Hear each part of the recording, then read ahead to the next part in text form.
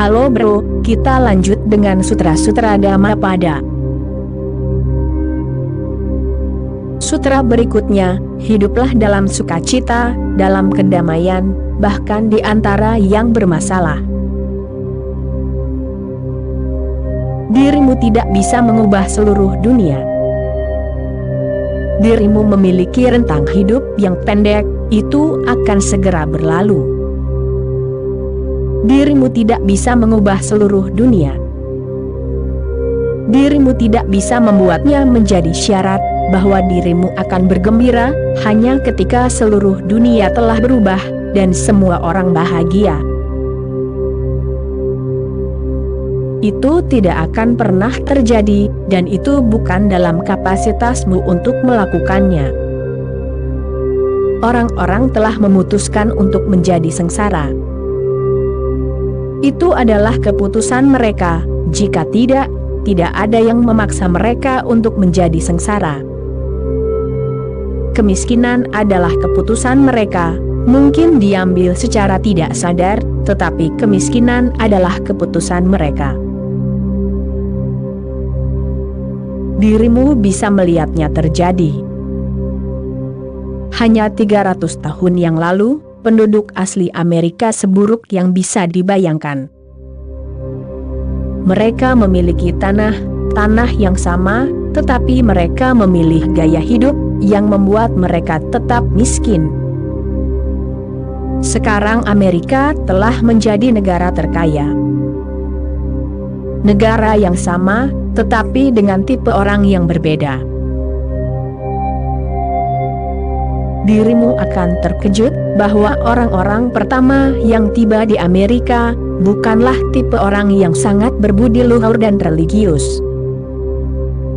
Pada kenyataannya, orang-orang yang berbudi luhur dan religius tetaplah sengsara. Orang-orang yang mencapai Amerika dan Australia, para pelopor, adalah orang-orang yang lebih membumi, yang percaya pada makan, minum, dan bergembiralah. Mereka adalah orang-orang yang mengubah seluruh nasib benua Amerika. Mereka mengubah negara yang miskin menjadi negara terkaya yang pernah ada. Sekarang hal yang sama bisa terjadi di negara India, tetapi negara India telah mengambil gaya hidup yang salah. Negara India telah menjalani gaya hidupnya selama berabad-abad, sehingga tampaknya itulah satu-satunya cara untuk hidup. Negara India memuja orang-orang yang mendukung gaya hidup mereka, karena itu sesuai dengan ideologinya. Orang-orang di negara India tidak bisa setuju denganku karena aku mencoba mengubah gaya hidup, pola, struktur pemikiran, pikiran, dan keberadaan mereka. Mereka bisa menjadi sekaya negara manapun di dunia, mungkin yang terkaya, tetapi pertama-tama, mereka harus mengubah seluruh gaya berpikir, hidup, dan keberadaan mereka. Mereka memuja kemiskinan, jadi bagaimana mereka bisa menjadi kaya? Mereka mengutuk kekayaan, jadi bagaimana mereka bisa menjadi kaya? Mereka mengutuk semua sukacita di bumi, mereka semua mendukung pelepasan, mereka anti kehidupan. Bagaimana kehidupan bisa menghujani mereka dengan rahmat, kebahagiaan, dan sukacitanya? Mereka tidak reseptif, mereka benar-benar buta dan tuli. Jika satu-satunya cara dirimu bisa bahagia adalah dengan membuat semua orang bahagia, maka dirimu tidak akan pernah bahagia. Buddha menyatakan fakta yang sederhana. Ia berkata, hiduplah dalam sukacita, dalam kesehatan, bahkan di antara orang-orang yang menderita. Ia tidak berkata jangan bantu mereka, tetapi dengan menjadi sakit, dirimu tidak bisa membantu mereka. dengan menjadi miskin, dirimu tidak bisa membantu orang miskin, meskipun orang miskin akan memujamu, karena mereka akan melihat betapa hebatnya dirimu sebagai orang suci. Mereka memuja Mahatma Gandhi, karena ia mencoba hidup seperti orang miskin. Tetapi hanya dengan hidup seperti orang miskin, dirimu tidak akan membantu orang miskin. Jika dokter juga jatuh sakit untuk membantu pasiennya, apakah dirimu akan menyebutnya orang suci? Dirimu akan menyebutnya bodoh, karena saat itulah ia membutuhkan seluruh kesehatannya, agar ia bisa membantu orang lain. Ini adalah logika yang aneh, tetapi telah berlaku selama berabad-abad, bahwa jika dirimu ingin membantu orang miskin, jadilah miskin, jalani hidup miskin, hiduplah seperti orang miskin. Tentu saja orang miskin akan memberimu rasa hormat, dan kehormatan yang besar. Tetapi itu tidak akan membantu orang miskin, itu hanya akan memenuhi egomu. Dan ego yang terpenuhi, menciptakan kesengsaraan bagimu, bukan sukacita. Hiduplah dalam sukacita, dalam kesehatan, bahkan di antara orang yang menderita. Hiduplah dalam sukacita, dalam damai, bahkan di antara mereka yang sedang dalam masalah. Itulah satu-satunya cara untuk menolong, satu-satunya cara untuk melayani. Pertama-tama, jadilah egois. Pertama-tama, ubahlah dirimu sendiri. Hidupmu dalam damai, sukacita, dan kesehatan, bisa menjadi sumber makanan yang baik bagi orang-orang yang sedang haus akan makanan rohani. Orang-orang tidak benar-benar haus akan hal-hal materi. Kekayaan materi sangatlah sederhana. Hanya dengan sedikit tambahan teknologi, sedikit tambahan ilmu pengetahuan, orang-orang bisa menjadi kaya. Masalah sebenarnya adalah bagaimana menjadi kaya secara rohani. Dan ketika dirimu kaya secara lahiriah, dirimu akan terkejut, untuk pertama kalinya dirimu menjadi lebih peka, lebih menyadari kemiskinan rohanimu. Untuk pertama kalinya, semua makna dalam hidup menghilang, ketika dirimu kaya secara lahiriah, karena sebaliknya, kemiskinan rohaniah bisa terlihat lebih jelas. Di luar sana ada cahaya di sekeliling, dan di dalam dirimu adalah pulau yang gelap. Orang kaya lebih memahami kemiskinannya, daripada orang miskin, karena orang miskin tidak memiliki kontras. Di luar sana ada kegelapan, di dalam sana ada kegelapan, ia tahu kegelapan adalah kehidupan. Namun ketika ada cahaya di luar, dirimu menjadi menginginkan fenomena baru, dirimu mendambakan cahaya rohani. Ketika dirimu melihat bahwa kekayaan itu mungkin di luar, mengapa dirimu tidak bisa menjadi kaya di dalam? Sutra berikutnya, hiduplah dalam sukacita, tanpa harta benda, seperti yang bersinar. Buddha berkata untuk menikmati dunia, menikmati matahari, bulan, bintang, bunga, langit, bumi. Hiduplah dalam sukacita dan kedamaian, tanpa rasa memiliki. Jangan memiliki. Gunakan, tetapi jangan memiliki, karena pemilik tidak bisa menggunakan. Pemilik benar-benar menjadi milik dari harta bendanya sendiri. Itulah sebabnya banyak orang kaya menjadi sangat sengsara, mereka menjalani kehidupan yang miskin. Mereka memiliki semua uang di dunia, tetapi mereka hidup dalam kemiskinan. orang terkaya di dunia, hanya 50 tahun yang lalu, adalah Nizam dari Hyderabad.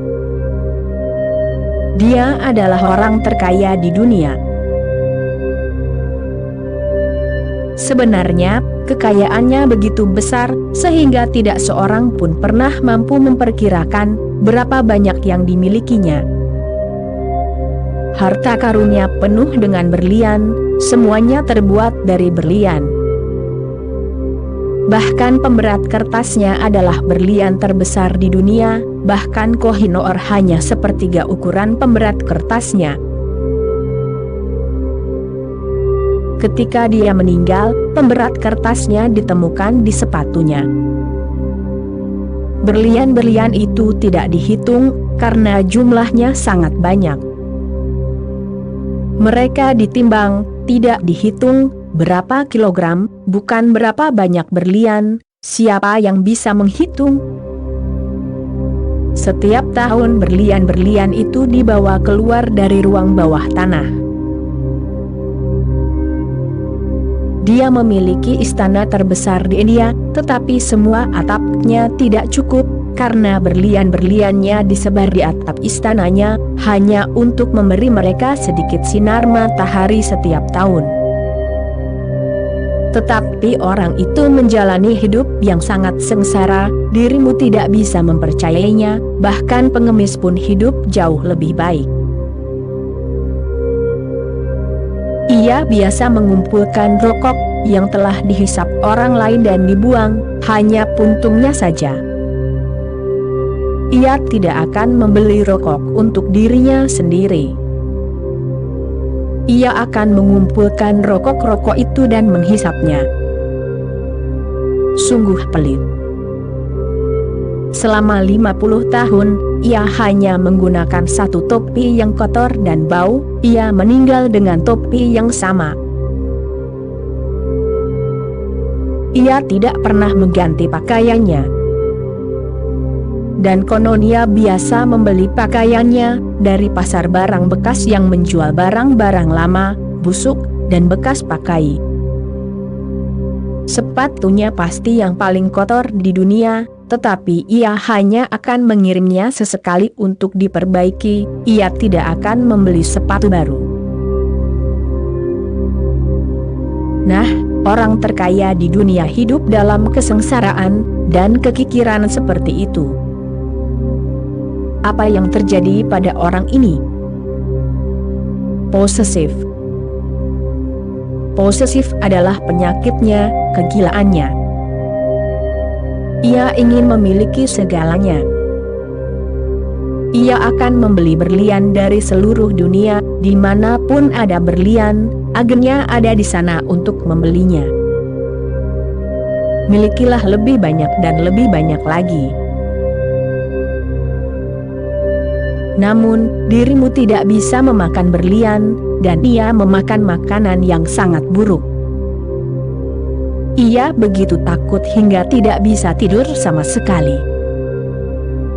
Selalu takut seseorang akan mencuri darinya.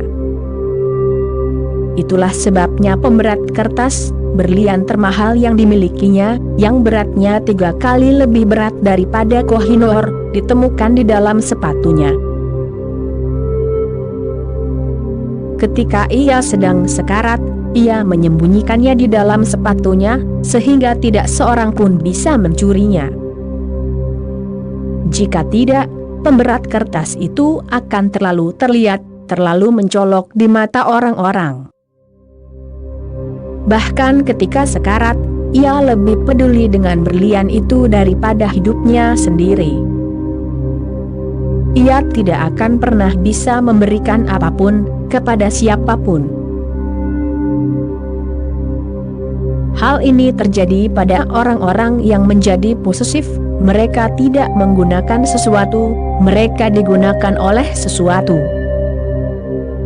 Mereka bukanlah tuan, mereka adalah pelayan bagi barang-barang mereka sendiri. Mereka terus mengumpulkan, dan mereka mati tanpa pernah menikmati semua yang mereka miliki. Hiduplah dalam sukacita, tanpa harta benda, seperti orang-orang yang bersinar. Hiduplah seperti para Buddha yang tidak memiliki apapun, tetapi bisa menggunakan segalanya. Dunia harus digunakan, bukan dimiliki. Kita datang dengan tangan kosong, dan kita pergi dengan tangan kosong, jadi tidak ada gunanya memiliki apapun. Menjadi posesif itu buruk. Namun, gunakan segalanya. Selagi dirimu di sini, gunakan dunia. Nikmati segala sesuatu yang disediakan dunia. Lalu pergilah tanpa menoleh ke belakang, tanpa melekat pada sesuatu. Inilah jalan para Buddha.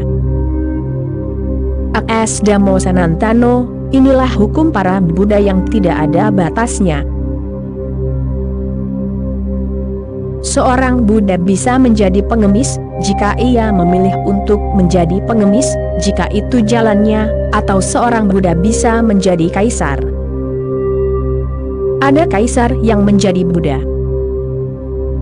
Di India, ada seorang pria bernama Janaka, ayah Sita, istri Rama, yang adalah seorang Buddha.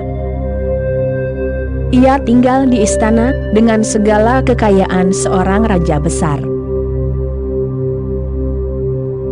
Tetapi ia sama sekali tidak memiliki apapun. Sama seperti dirimu menginap di hotel, dirimu tidak memiliki apapun. Dirimu menginap beberapa hari, lalu pergi. Dirimu menggunakannya. Orang yang cerdas menggunakan kehidupan, dan menggunakannya dengan indah, estetis, dan peka. Maka dunia ini memiliki banyak harta untuknya. Ia tidak pernah terikat, karena saat dirimu terikat, dirimu telah tertidur. Sutra berikutnya, pemenang menabur kebencian, karena yang kalah menderita. Lupakan menang dan kalah, dan temukan sukacita. Bagaimana menemukan sukacita? Hilangkan ambisimu, ambisi adalah penghalang. Ambisi berarti perjalanan ego, aku ingin menjadi ini, aku ingin menjadi itu. Aku ingin lebih banyak uang, lebih banyak kekuasaan, lebih banyak prestise. Namun, ingatlah, pemenang menabur kebencian karena yang kalah menderita. Lupakan menang dan kalah, dan temukan sukacita. Jika dirimu ingin menemukan sukacita, lupakan menang dan kalah. Hidup adalah permainan. Mainkan dengan indah, lupakan semua tentang kalah dan menang. Semangat olahragawan sejati, bukanlah menang atau kalah. Itu bukan pertanyaan sebenarnya. Ia menikmati permainan, itulah pemain sejati. Jika dirimu bermain untuk menang, dirimu akan bermain dengan ketegangan, kecemasan. Dirimu tidak peduli dengan permainan itu sendiri, sukacitanya dan misterinya. Dirimu lebih peduli dengan hasilnya.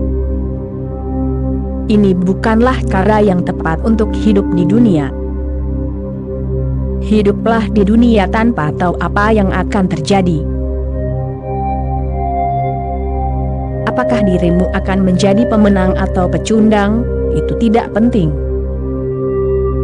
Kematian merenggut segalanya. Apakah dirimu kalah atau menang, tidaklah penting. Satu-satunya hal yang penting, dan selalu penting, adalah bagaimana dirimu memainkan permainan itu. Apakah dirimu menikmati permainan itu sendiri, maka setiap momen adalah sukacita. Jangan pernah mengorbankan momen itu untuk masa depan. Oke bro, itulah kutipan ceramah kali ini bro, kita sambung lagi nanti bro. Terima kasih bro.